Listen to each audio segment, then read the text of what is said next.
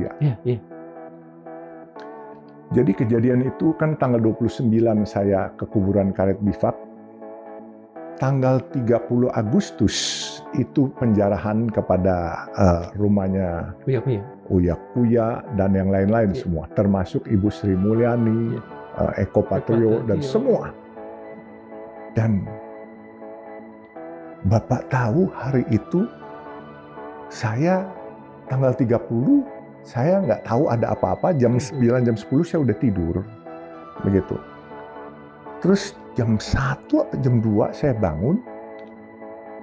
Saya mau tahajud lagi, saya lihat di telepon saya, miss call ada 20 kali dari Uya Kuya. Saya sama Uya Kuya itu kan sahabat.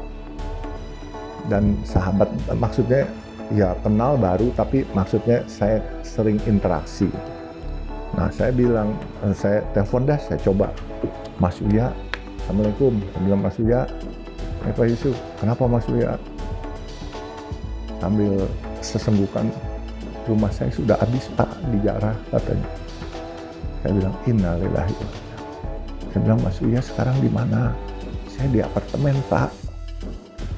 Terus kenapa? Di bawah ada ratusan massa Pak, teriak-teriak bakar, bakar, bakar.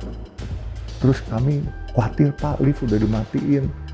Terus Mas Uya kenapa nggak minta kepolisian atau TNI untuk bantu? Dia jawab apa? Bu Sri Mulyani pakai TNI Pak, tetap jebol. Eko pakai polisi Pak, tetap jebol Pak. Terus dia kayak bingung. Saya terus begitu itu saya coba. Saya bilang, aduh kesian ya, mudah-mudahan saya bisa nolong dia. Saya tanya, Mas Uya percaya nggak kalau saya jemput? Itu jam 3:30, 4 lah Pak pagi, tanggal 31. Terus dia malah nanya saya, Nong Pak Yusuf berani dan mau jemput saya? Mas jangan nanya berani nggak berani, kalau buat saya, kalau untuk kebaikan saya nggak ada rasa takut sedikit pun, insya Allah saya berani. Bentar Pak Yusuf, dia tanya nyonyanya Astrid, Trit, ini bagaimana kalau dijemput Pak Yusuf? Astrid nyambut. Iya dah, katanya mendingan Pak Yusuf aja yang jemput. Nah, saya begitu orang percaya sama saya langsung bangkit. Saya punya sifat heroik banyak. Yeah. Orang percaya sama saya dan orang lagi butuh saya harus jaga. Saya bangunin nyonya saya, Pak. Mah, dia bangun. Kenapa? Itu Mas Uya apartemennya mau dibakar. Saya ke sana. Nyonya saya marah. Mau keluar nggak ada supir juga katanya. Orang-orang pada ketakutan ngumpet di rumah. Lu mau ngapain lu? Cari mati katanya. Saya bilang, Mah, jangan gitu. Dulu teman-teman Tionghoa waktu 98 banyak dibantu sama teman-teman yang muslim, teman-teman pribumi. Sekarang teman pribumi ada kesulitan, ini tanggung jawab saya. Ya Maya, saya bilang gitu. Saya kan harus minta izin. Nyonya saya tahu karakter saya kan. Nggak bisa di stop. Cuman bilang, ya udah dah, terserah lu. Yang penting gue doain lu, pokoknya selamat. Dah, lu jalan bye-bye ya katanya. Udah, saya pakai celana pendek, saya pakai sendal, saya pakai kaos. Saya nyupir sendiri, nggak ada supir. Supirnya kan lagi pulang Pak, weekend gitu.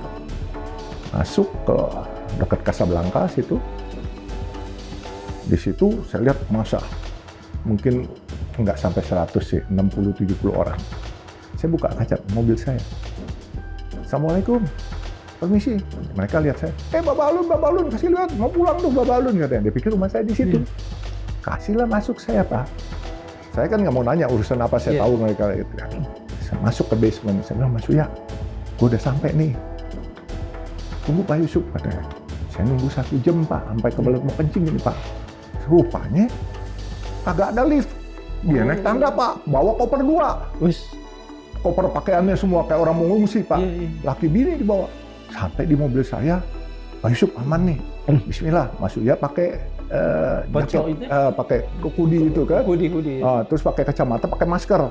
Dan Mas Uya duduk depan, Ibu duduk belakang. Bu Astrid, saya bilang. Ibu tidur, melonjor. Kan kita bertiga doang. Mas Uya depan. Bismillah ya, Mas Uya. Jangan salahin saya kalau ada apa-apa, tapi saya usaha semaksimal. Doa sama Allah. Bukan saya yang bisa, cuman Allah yang bisa lindungin. Dan insya Allah, masa tidak akan melihat melihat Mas Uya karena Allah balikan matanya. Ini masa semua. Ya, baca dulu kita, baca doa. Bismillah kita jalan, keluar. Begitu keluar, masa kurang lebih dari 40-50 orang, saya buka kaca lagi.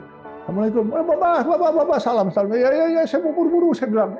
Saat masa hendak membakar apartemen Uya-Kuya, Babah Alun nekat menjemputnya sendirian, tanpa pengawal, pakai sandal dan kaos.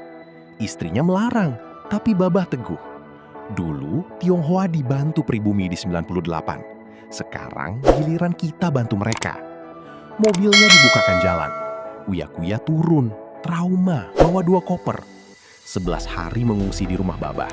Hasilnya, tidak satu pun toko Tionghoa yang rusak hari itu. Inilah Indonesia yang sebenarnya, katanya. Kemarin ya? Iya. Agustus 2025, tanggal 29. Boleh diungkap? Jadi gini. Sampai begitu? Saya menemukan satu kebahagiaan yang paling hakiki buat diri saya. Saya dari umur 17, Pak.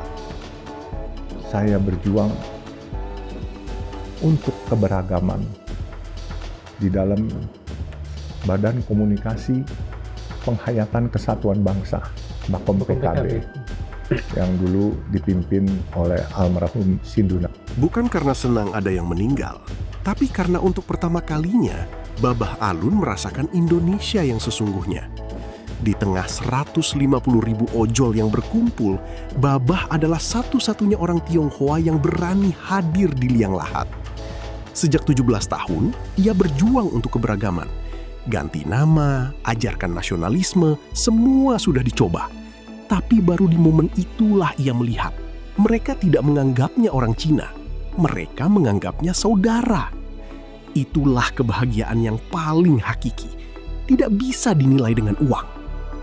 Ya, betul. Jadi bantuan dia kecil sekali, tapi meaningful buat saya. Itu ikhlas, Pak, nggak diminta. Ya. Nah, jadi hari itu, kenapa saya bilang saya paling bahagia? I'm the only one Chinese, Pak. Yang ada di tempat itu. di depan liang lahat. Di depan liang lahat, dan 150.000 orang sedang berkumpul, 150.000 motor, Pak. 150.000 doa juga. 150.000 doa, dan mungkin ada yang 2 orang satu motor, kita nggak tahu kan. Iya. Jadi doa di situ. Jadi Pak, saya berasa mereka menyayangi saya. Mereka tidak menganggap saya lawan, mereka tidak menganggap saya orang Chinese, mereka menganggap saya sebagai saudaranya. Nah, inilah Indonesia yang sebenarnya. Yang saya mau adalah yang begini, itulah kebahagiaan saya, Pak. Luar biasa ini, nggak bisa. Babah Alun mengungkap momen paling membahagiakan dalam hidupnya. Di pemakaman Afan, ia berdiri sendiri sebagai satu-satunya etnis Tionghoa di antara lautan ojol. Bukan karena takut, tapi karena yang lain memilih bersembunyi. Ia sengaja menguji 50 tahun perjuangan pembauran bangsanya. Hasilnya, mereka tidak melihat Babah sebagai orang Cina, tapi sebagai saudara. Inilah Indonesia yang sebenarnya, katanya. Selama ini kita diadu domba, tapi hari ini saya lihat cinta mereka tulus. Itu kebahagiaan yang tak bisa dinilai uang. Di Polda Metro Jaya, di Direktorat Cyber. Tapi kasusnya sudah hampir setahun nggak jalan-jalan, karena ada yang intervensi ngaku nama bahwa dia temannya Pak Prabowo, orang istana bekas orang Gerindra. Nah, ini saya akan konfirmasi kepada Pak Prabowo. Pak, ini ada orang Bapak yang piara buzzer, yang memfitnah orang, dan kalau nggak ditindak, ini bahaya, Pak. Ini buzzer ini yang dikendalikan orang ini akan menjadi backfire pada Bapak nantinya. Dan saya akan minta kepada istana untuk segera ini jangan pilih kasih supaya kasus ini bisa P21, karena begitu kejaksaan minta, tahu-tahu di sini diganjel katanya ada orang istana ngancam-ngancam aparat polisinya, Pak. Babah Alun membongkar fakta mengejutkan. Kasus pidananya di Direktorat Siber Polda Metro Jaya hampir setahun tidak jalan. Penyebabnya? Ada pihak yang mengaku teman Pak Prabowo dan orang istana bekas Gerindra yang mengintervensi aparat. Ini bahaya, Pak, tegas Babah. Kalau tidak ditindak, ini akan jadi bumerang bagi Pak Prabowo sendiri. Ia pun akan mengonfirmasi langsung ke istana agar kasus ini segera naik ke P21. Jangan sampai ada pilih kasih dalam penegakan hukum. Terima kasih sudah menonton. Jangan lupa like, komen, dan subscribe. Sampai jumpa kembali.